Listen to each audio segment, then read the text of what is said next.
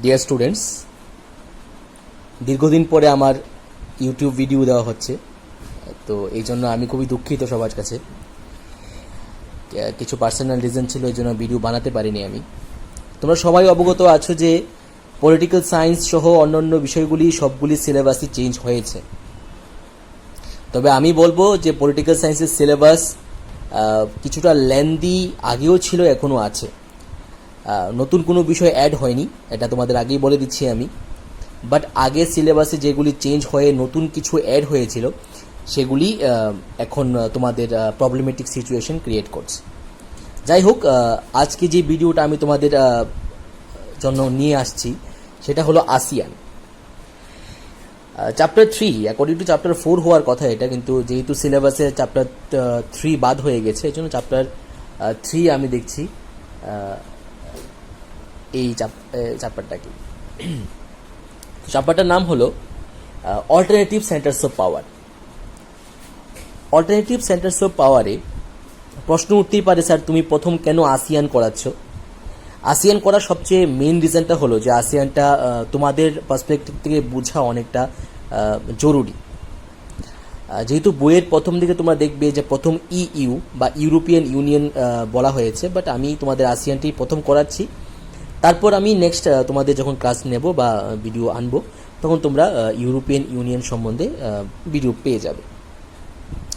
So তোমাদের বলে রাখি, আসিয়ান সম্বন্ধে বোর্ড এক্সামে দুটা বিষয় অলওয়েজ কোয়েশ্চেনেবল হয়ে থাকে বা কোয়েশ্চেন হয়ে আসে। একটা হলো আসিয়ান ফরমেশন বা background, how ASEAN formed, and তার বিভিন্ন অর্গানস বা এইমস, রেজলিউশনস। আর সেকেন্ড যে পার্টটা আমরা সবাই মিস করে যাই, সেটা হলো যেটা জিও পলিটিক্যালি এক্ষুনি খুব ইম্পর্টেন্ট, সেটা হলো আসিয়ান এবং ইন্ডিয়ান রিলেশনশিপ। তো আজকের ভিডিও থাকবে আমার পার্ট 1 থাকবে আসিয়ান যে ব্যাকগ্রাউন্ড, ফরমেশন, রেজলিউশনস এগুলি নিয়ে। এবং নেক্সট ভিডিও যেটা আমি করব, সেটা ডিপলি আমি করব আসিয়ান ইন্ডিয়া রিলেশনশিপ নিয়ে। তো আমি শুরু করছি। সো আসিয়ান বা association of south east Asian Nations নামেই বোঝা যায় যে সাউথ ইস্ট এশিয়ান যেই কান্ট্রিগুলি আছে, সেগুলি যখন একসাথে এক জায়গায় মিট করে কোনো অ্যাসোসিয়েশন ফর্ম করেছে বা করেছিল, সেই অর্গানাইজেশনের নামটাই হলো আসিয়ান। এবার আসিয়ান এর যদি হিস্ট্রি ভালো করে আমরা দেখি, whole south east Asia second world ওয়ারের দীর্ঘদিন পর পর্যন্ত প্রথম দিকে জাপানি ইম্পেরিয়ালিজমের আন্ডারে ছিল। সেকেন্ড ওয়ার্ল্ড ওয়ার শেষ হওয়ার পর দীর্ঘদিনের যে ইম্পেরিয়ালিজম ছিল by France, Netherland, then Britain, এই কান্ট্রিগুলো, ওরা চেয়েছিল আবার রিগেইন করতে ওদের পাওয়ার বর্তমান সাউথ ইস্ট এশিয়ান কান্ট্রিগুলিতে। তাছাড়া নতুন নতুন অনেক কান্ট্রি ব্রিটেন থেকে ইন্ডিপেন্ডেন্সও পেয়েছিল, তাতে কোনো সন্দেহ নেই। তো দীর্ঘদিনের ইম্পেরিয়ালিস্টিক যে আইডিওলজি ওখানে ছিল, সেই জন্য মানুষ একদম ব্যতিব্যস্ত হয়ে গিয়েছিল। মানুষের একটা নিউ চেঞ্জ ওদের দাবি ছিল, যা উই নিড চেঞ্জ। যার ফলশ্রুতিতে অ্যারাউন্ড 1965 to 66 আমরা দেখি যে ম্যাক্সিমাম কান্ট্রি সাউথ ইস্ট এশিয়ার they got independence, they get independence. যার ফলশ্রুতিতে ওদের যেই চিন্তা ভাবনা, ওদের প্রথম একটা চিন্তা ভাবনা ওদের মাথায় অবশ্যই আসে, সেটা হলো how we made a peaceful coordination between new independent countries in south east Asia. And second important thing যেটা ছিল, সেটা ছিল যে কিভাবে আমরা রিজনাল কোঅপারেশনটা বাড়াবো। মনে রাখার বিষয় যে সাউথ ইস্ট এশিয়ার ম্যাক্সিমাম নেশন, ওদের এথনিক সেভাবে ডিফারেন্সিয়েশন না থাকলেও ওদের রিলিজিয়াসভাবে অনেক ডিফারেন্সিয়েশন ছিল।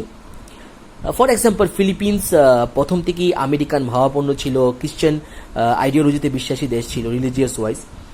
অন্যদিকে যদি আমরা দেখি, Laos, Vietnam, Cambodia, Myanmar, Thailand, সেই কান্ট্রিগুলি বুদ্ধিস্ট ওরিয়েন্টেড ছিল।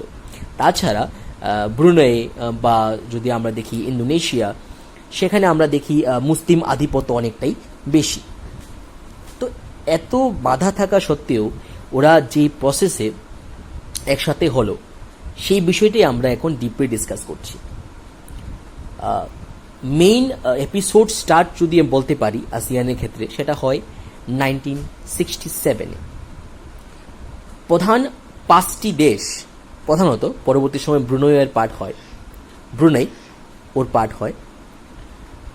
দেশগুলির নাম হলো Indonesia, Malaysia, Philippines, Singapore, Thailand and lastly Brunei. ওরা 1967-এ থাইল্যান্ডের ক্যাপিটাল সিটি ব্যাংককে মিট করে ওরা রিজিয়নাল কোঅপারেশন বাড়ানোর উদ্দেশ্যে প্রথম একটি ট্রিটি সাইন করে, যার প্রথম উদ্দেশ্য ছিল cultural tie up, interchange our cultural representation between the countries. তার পরবর্তীতে মনে রাখার বিষয়, তার পরবর্তীতে আমরা দেখি যে sudden change in terms of economy. Maximum south Asian countries যেগুলি ছিল, ওরা ইকোনমিক্যালি অনেকটা বুস্ট আপ পায়। ফর এক্সাম্পল সিঙ্গাপুর একদম নতুন কান্ট্রি হিসেবে রাইজ করে, যেখানে মানুষের জিডিপি ইনকাম অনেকটা বেড়ে যায়, যার ফলস্বরূপ ওরা রিয়েলাইজ করতে পারে এখন শুধু কালচারাল টাই আপ দিয়ে কোনো কিছু হবে না, we also need economic tie up. তো ইকোনমিক টাই আপের ফার্স্ট যদি বলতে হয় প্রথম কাজ করা হয়েছিল কোথায়, সেটা অবভিয়াসলি সিঙ্গাপুরের ক্ষেত্রে। সিঙ্গাপুর যেহেতু একটা নিউ ইকোনমি, ফ্লাডেড ইকোনমি ছিল ওই সময়, তো ওদের প্রথম দাবি ছিল যে আসিয়ান, যেহেতু আমরা আসিয়ান মেম্বার, সেহেতু আমাদের সুযোগ দেওয়া হোক যে যেভাবেই হোক রিজিয়নাল কোঅপারেশনটা বাড়াতে, প্লাস যেই দেশগুলির সাথে আমাদের ফ্রেন্ডলি রিলেশনশিপ আছে ওদের ভেতর ফ্রি ট্রেড এরিয়া ক্রিয়েট করার বা ফ্রি ট্রেড জোন ক্রিয়েট করার। তোমরা যে ছবি দেখতে পাচ্ছ, ওখানে আমি এফটিএ বলে একটা জিনিস উল্লেখ করি, সবাই ভালো করে লক্ষ্য করো, সেটা হলো ফ্রি ট্রেড জোন বা ফ্রি ট্রেড এরিয়া। অপর আরেকটি ওই সম্মেলনেই ডাকা হয় যে আমাদের আসিয়ান রিজিয়নাল ফোরাম বানাতে হবে, যেখানে ইকোনমিকভাবে যদি কোনো ধরনের কোনো বাধা বিপত্তি আসে, আমরা সব স্টেট একসাথে মিলে সেটার ইরাডিকেট করব এবং সেটা দেখব কীভাবে সলভ আউট করা যায়। যার ফলশ্রুতিতে যে ডিক্লারেশন সাইন হয় সেটাই সিঙ্গাপুর ডিক্লারেশন নামে ফেমাস। যার ফলশ্রুতিতে আমরা দেখি যে ইন্টারনাল সিকিউরিটি, এক্সটার্নাল সিকিউরিটির ক্ষেত্রে আসিয়ান কান্ট্রিগুলি একসাথে নিজেদের কাজ করার সুযোগ পায়।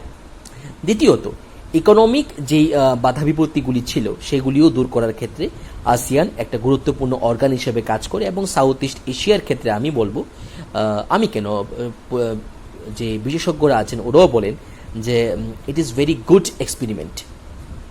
আসিয়ার একটা সাকসেসফুল এক্সপেরিমেন্ট সোজা কথায় বলতে গেলে।